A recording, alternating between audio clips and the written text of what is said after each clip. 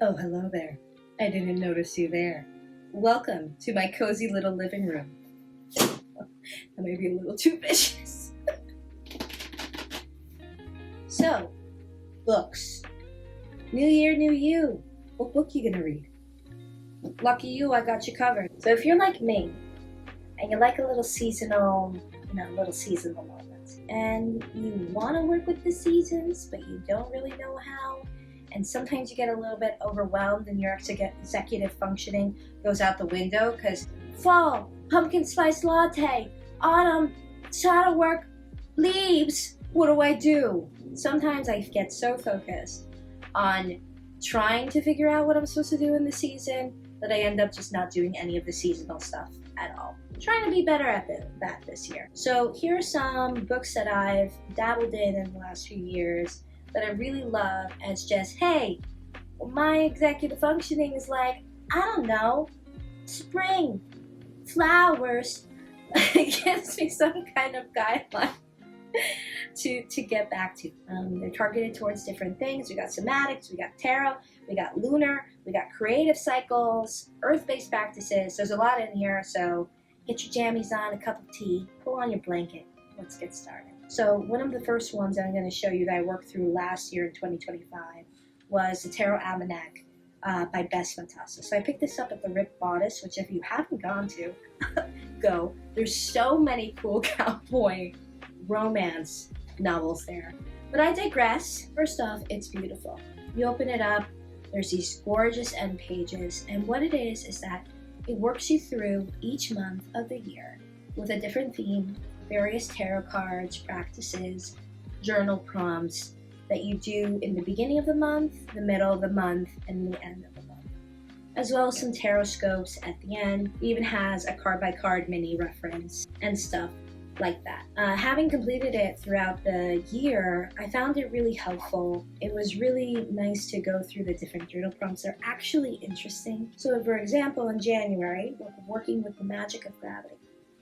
Feel the weight of your deck, hold the card steady in your hands, and acknowledge the time it's taken to get all the way to this very spot. As your year begins, January's cosmic energies want you to begin with the beauty of your bones. This month's tarot cards cut out our teeth on one question: how will you handle your gravity? So interesting. So for January, the tarot cards, the main major arcana, are the devil and the world. The book is also beautifully written. For example, in this paragraph about the devil can't help us grow if we spend our lives falling to life by trying to internalize the laser gaze of those around us. Don't suck in, don't hold back, instead unzip. Strip off those shoulds, throw your stilettos against the brocaded walls like darts. Climb onto the white linen tabletops, and maybe even leap for the chandelier. If you want to take advantage of devil energy, get ready to spin naked for all the world to see. The writing is really poetic, so it's really actually a nice joy to read. It's never really boring, and even though it's kind of flowery language, it's still pretty easy to understand. And so there's a tarot card spreads in here that you would do each month, and you're only working with the cards of that month. So if you're also interested in learning tarot cards and learning new meanings, how to work with them monthly, I think this would be a great book for you. And I'm going to start it again this year. It's nice that it's repeatable because by the time that you get to December, you pretty much forgot everything. If there was like a 5-year journal version of this, they would kill it, except I imagine it would be quite huge. Staying with the tarot kind of witchy theme, this journal is also really great. So this one is about working through the phases of the moon. This one is Lunar Abundance, a reflective journal, your guidebook to working with the phases of the moon, by Ezzy Spencer, PhD, baby. You know it's real when there's a PhD behind it. Sorry, Dr. Ezzy Spencer, if I said that right. This book is also really beautiful. There's beautiful photographs, beautiful art. It really explains each moon phase and how to work with them. There's journal prompts for the new moon and setting intentions. So if you want to get into manifestation work, but you really don't know how to, this is kind of a great start. And it works you through how to take your intention throughout the lunar cycle and actually act upon it. Profiles of the 8 moon phases and how to work with them, dozens of writings and reflection prompts, guidance on intention setting with real-world examples, affirmations, and a DIY yearly view of the cycles will fill in space to chart them to your own time zone. I didn't know that was in there. I must have skipped all of that. Oh, I guess I did fill this in. I filled this in once upon a time, and I got through 3 moons and I gave up. Tells you everything. But I don't really write in this because I find it distracting, so I really just kind of pull this out and write it in my notebook. Another really good one if you're into lunar cycle syncing, or you want to get into working with the moon, or you're a little witch who wants to manifest some stuff. Another goodie. Next one, love this one, gorgeous. We love the Canva font. I think that's Tan Aster. So this one is Slow Seasons by Rosie Steer. It's a creative guide to reconnecting with nature, the Celtic way. So this is set up by the Wheel of the Year. So I believe it starts with Imbolc, and the images are beautiful. This goes through Rosie Steer's life.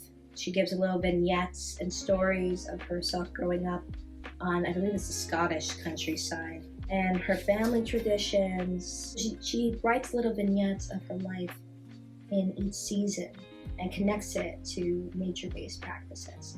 And while this might be more in line with what is, native to Scotland, there are practices in here that you can take into life if you live in the city or any other place on earth, I guess.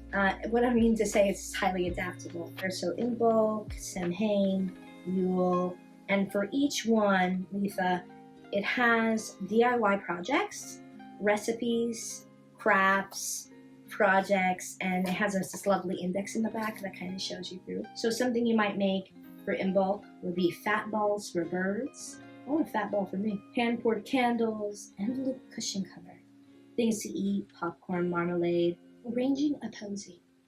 Pressed flowers, cherry blossom syrup, or Letha, no churn ice cream. Lavender creme brulee. I've made that one. It is so good. Another banger in here that I make quite often is the blackberry chocolate cardamom cake. And no, I do not wait only for me and stuff to make that one. And please forgive my terrible pronunciation. It's meant with love and a lisp. What's more seasonal than astrology? Okay, this one's a new one, but a goodie. So this is Word Witch by Kate Bellew. Hope I'm saying that right. Bellew. Kate Bellew is a writer and poet, and she does these prompts on Substack of poems that you can write with different parts of the astrological season, the moon phases, the start of Capricorn season, for example, which we're in now, or new moon, special events, Mercury retrograde, whole 9 yards. So in this book, she walks you through creating an altar, creating and crafting your Word Witch journal, and with vignettes and stories of her life. So if this one in the slow season, if you like biographical or autobiographical type of books where you're not going too deep into somebody's life, but little nice vignettes, that might be for you. But I love this because it's a resource guide. So once we enter into the new season, I pull this out. In the back, there's an index of different poetry poems. And the way she does it is she starts off each line and then you fill it in. And I've made some beautiful poetry that way. So really love this one. Another great low-key seasonal guide. Now we're getting more into the project planning, the creativity. So this is a year in practice, seasonal rituals and prompts to awaken cycles of creative expression. This is by Jacqueline Suskin, who is a poet. Love her work. Really, really beautiful. So this one works through each season. So winter, spring, summer, fall, and takes you through an aligned creative practice and shows you how to really develop that. For example, for winter, we're resource gathering. We're reviewing the work that we've done for the year. We're thinking about projects, but we're not necessarily starting them. So winter would be more like the research and gathering, experimentation phase, but she also includes practices that keep you really aligned with each season. So winter, she's like, rest, girly pop, go to sleep, take some naps. She includes her poems in here as well, and themes for each season. So for example, for winter, she put quiet, contemplative, solitude, rest, peaceful, reflection, reverie, dormancy. How might one endure the silent and secluded nature of winter? By the bear, enter deep cave and dream, dream, dream. There's also little journal prompts in here. There's also restorative movement practices that she tosses in. So this is really great if you're developing a creative practice, but you find yourself often energetically burnt the fuck out and you're just exhausted. And so this is really working with more of what is energetically aligned with each season. So this one's a really great one if you're creative and you find yourself stuck occasionally. I'm like, what do I do? How do I make a guideline? I'm tired. This one's a really good one if you want to get shit done and you're tired. Now we're gonna go into more of the somatic. So I have 2 of them for you. I love these. I recommend them to clients all the time. I do some of these exercises with my clients in session. So the first one is the Somatic Therapy Workbook, stress relieving exercises for strengthening the mind-body connection and sparking emotional and physical healing. That's a mouthful and a big promise. And she delivers by Miss Livia Shapiro.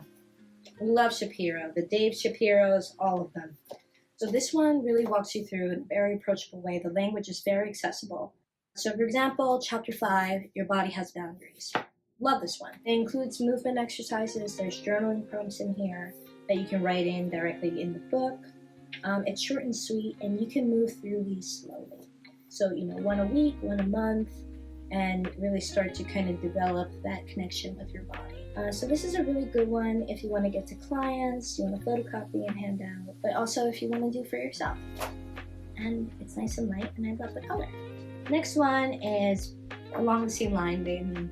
It's interesting that they all kind of have like the same self-touch kind of feeling. This one's Becoming the Body by Ken Michaels, Embodiment Through Somatic Therapy, Exercises and Tools for Trauma, Stress, and Finding Mind-Body Connection. And this is kind of along the same lines. It's different exercises, journal prompts. They are different from the other one. This one's a little bit more in depth, I would say, and gives you more practices to do. But they are along the same lines. If I was to choose between the 2 of them, I think if you've done somatics before and you're like, I'm pretty familiar, this one you might find helpful. If you are new to somatics completely, I would do the Somatic Therapy Workbook. So the blue one, even though I know they look the same. But if you want to be fun, you could get both. Next, had this one for years, love it.